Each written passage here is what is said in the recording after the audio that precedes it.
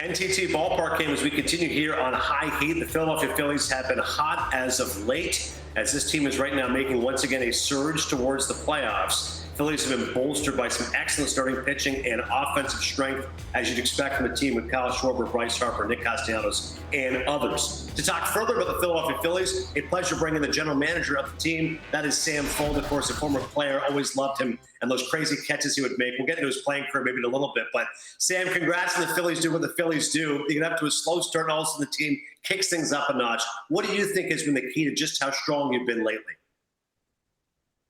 Well, I think it starts with our pitching. You mentioned it just a second ago. I think we've just gotten good contributions, like all up and down our staff. You know, the starts to the starting pitching, and guys like Taijuan Walker and Ranger Suarez have been throwing the ball really well for us, obviously, in addition to our two horses in Wheeler and Nola. And then you see Chris Sanchez. You know, we've had some sort of we've been in flux with that fifth spot in the rotation, and Chris Sanchez has stepped up and made a handful of really good starts for us. So, yeah, it starts there, but really, and our bullpen has just been outstanding, really like the whole year. I mean, they've been about as consistent a group as I've seen, and similar to the starting group, like it's just contributions up and down. It's, you know, some household names like Craig Kimbrel and Jose Alvarado, but then some other contributions from guys like Andrew Vasquez and Jeff Hoffman that have been unsung, but just as important. So I think it starts with that, and we're starting to heat up a little bit with our bats, and feel like we've yet to see the best of our offensive group. You mentioned Kimbrel, 410 saves, Sam. It's amazing. You look at his journey. Obviously, had all those great years at the Atlanta Braves, fell off a little bit. Now he's rejuvenated. I mean, he comes at you in games like that. Like, he's not looking for a double play ball. He's looking for a strikeout, pop fly, etc. What have you seen from Kimbrel that just has led to this resurgence? It's strike throwing and stuff, really. I mean, it's you know, we saw some 91s and 92s in spring training, but since March, it's just been this uptick and stuff. And now he's popping 96s and 97s pretty regularly. And that kind of heater from that low slot, his ability to get to the top of the zone with that heater. I mean, it's just, it's fun to watch. It's a really difficult pitch to square up. And then you couple that with a really good breaking ball. That when he's, you know, in and around the zone, either going strike to ball or ball to strike with, it's dangerous. It's, you know, it's a reason why he's a, you know, likely Hall of Famer. It's been really cool to see. He's been huge back there for us.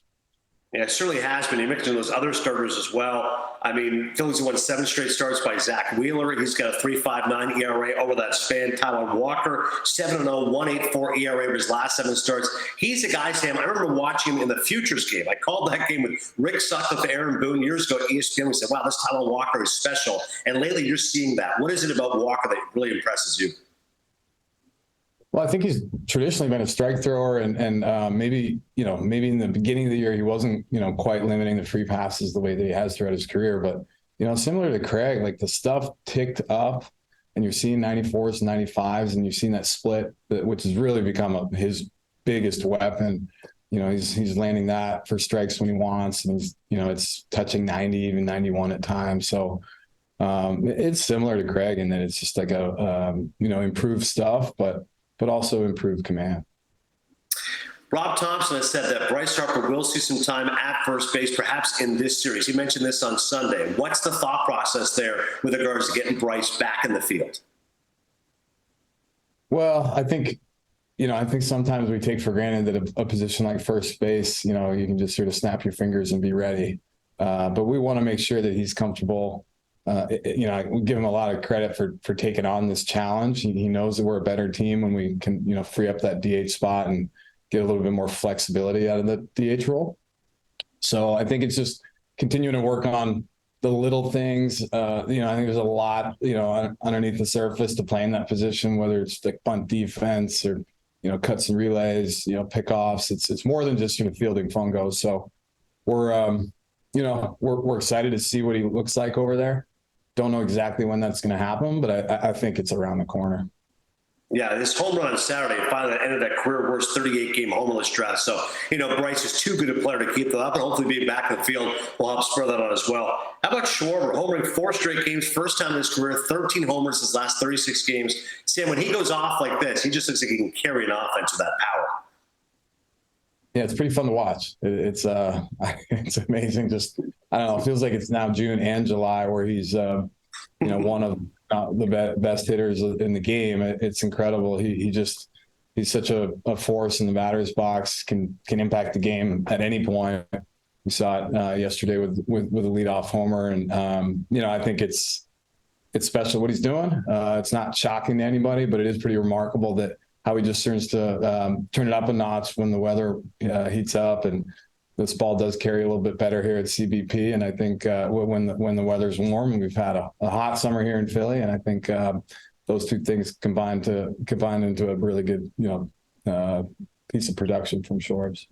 Yeah, as people often say, it's not the heat, it's the humidity. Schwarber will take all of it. He doesn't care. You're right. He's Mr. June. He's Mr. July as well. I got a chance, Sam, to talk to Rob Thomson. I was at the All-Star game for MLB Network, and he's such a refreshing guy. And I said, the story will never get old. This guy's, a lifer in the game. He's obviously had a wonderful career. Figures this is probably pretty much it. Gets the call to replace Joe Girardi. He was obviously a good friend. He doesn't want to, replace a guy on his staff. Does the job, goes to the World Series, armed with a contract.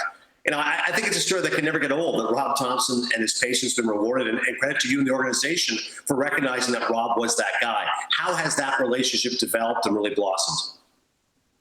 He's been great. I had the opportunity to work, down in the clubhouse with Thompson for a couple of years, when I first started here with the Phillies, and I got to see what an absolute professional he is, and what, I got to see his sort of reputation get matched up with his actions. He had such a good reputation when he came over here with all his time with the Yankees, and he's met and exceeded everything that we've heard about him. And he's taken on this managerial role really swimmingly. Like, he's the same guy, and I think that's not an easy thing to do, especially in a market like this. There's a whole other layer of pressure that comes with this role, and he handles it really well. He's steady as can be. I think that's a really important quality in this environment, in that role.